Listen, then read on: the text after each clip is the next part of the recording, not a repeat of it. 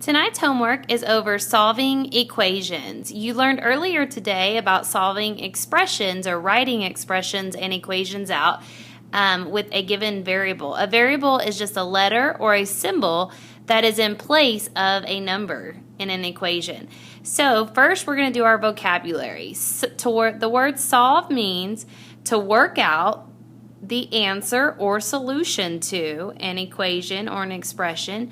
So, for example, if I had 5 plus 2 equals, if you saw that, that would be an equation that I could solve and say that's 7. This would be solving it, actually working it out. The word solution just means the value for the variable that makes an equation true. Like if I said 5 plus a equals 7. Well, I know 5 plus 2 makes 7. This solution would be a equals 2. That's my solution. That means after you solve it, you have an answer that goes to the variable. Inverse operations are pairs of operations that undo each other. Like, for instance, add and subtract, multiply and divide. If I know I'm adding 2, the opposite would be to take 2 away because then they would cancel each other out. Just like if I multiply by 2, the opposite of doubling something would be to divide by 2. Then you're right back at where you started. Those are called inverse operations. They undo each other. Now let's go to the notes. To solve an equation, you are trying to find the values of the variable that make the equation true. These values are called the solutions. So first we're going to talk about subtraction property. If you subtract the same number from each side of an equation, the two sides will remain equal. Whatever you do to one side of the equation, you have to do the other. It's like a balance beam. So let's draw a wall to show whatever I do on this side of the wall, I have to do on the other side as well. Our goal, the whole point of any equation, is to solve for the variable. We want to figure out what's the solution for the x. I know that 5 plus something cannot make 3. So more than likely this number right here will be a negative number because $5 plus nothing makes $3. So I am trying to get rid of this plus 5 so I can figure out what that x is. The opposite of add 5 would be to take away 5. If I write minus 5 on this side of the wall, I have to write minus 5 on that side as well. So 5 minus 5 makes 0. 3 minus 5, that means 3 minus 5. You have to remember your subtraction of integers. We leave it, change it, or add the opposite. So we add, instead of 5, it is negative 5. That means you owe your mom $5, you pay her back 3. You still owe her $2. So x is equal to negative 2. We got rid of the 5's right here, so x is all by itself. Now let's try the next example. If I draw my wall, I want the y all by itself. So I need to get rid of this plus 3. I don't even care about the negative 8 because it's on the other side of the wall. I'm trying to figure out what is the y. So the opposite of adding 3 would be to take 3 away. 3 minus 3 makes 0. And I'm left with y equals. Now I have to do this side. And this side says negative 8 minus 3. So I have to do leave, change it, or add the opposite. Add. Instead of a 3, it will become negative 3. So that means you owe your mom $8 plus you owe her $3. So you owe your mom $11 total dollars. So the opposite of adding in a problem is subtracting to make it go away. If we were to use little number tiles, a picture drawing of this problem, we know 4 plus 2 makes 6. But if I wanted to show an example of it, the goal is to get x all by itself. So we have to take away what we can from each side, which they both have 4 positive squares.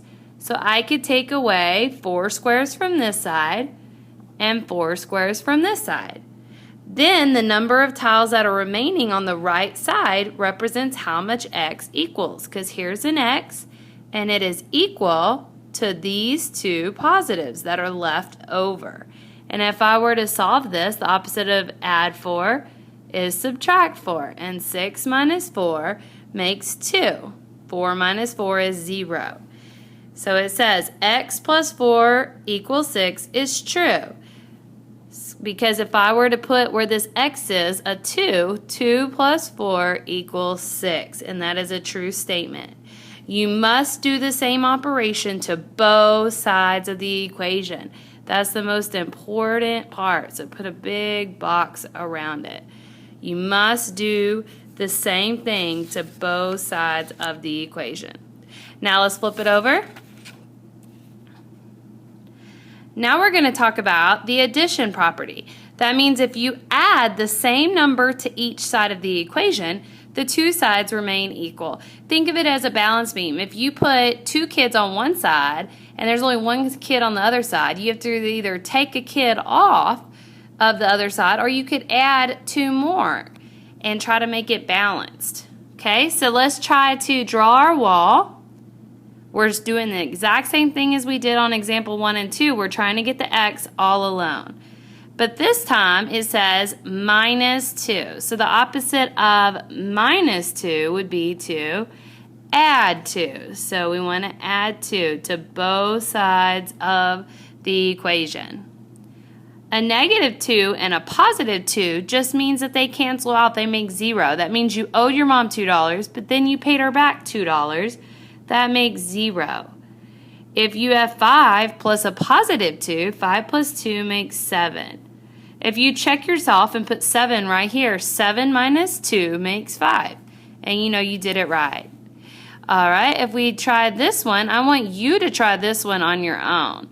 Make sure you remember the opposite of subtract 3 is to add 3 to both sides. So you try adding 3 to both sides. Don't forget to use your integer rules. Now let's try a division problem. If you divide each side by the same number, then the two sides will remain equal. We know 5 times some number, some d, equals 30. And we probably know what that is in our head. We know 5 times 6 makes 30, but we need to prove it. So we draw our wall.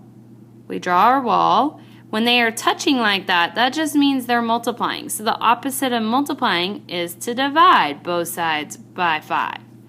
5 divided by 5 makes 1 whole. 1 whole d equals 30 divided by 5 is 6. Because if I do 30 divided by 5, that makes 6.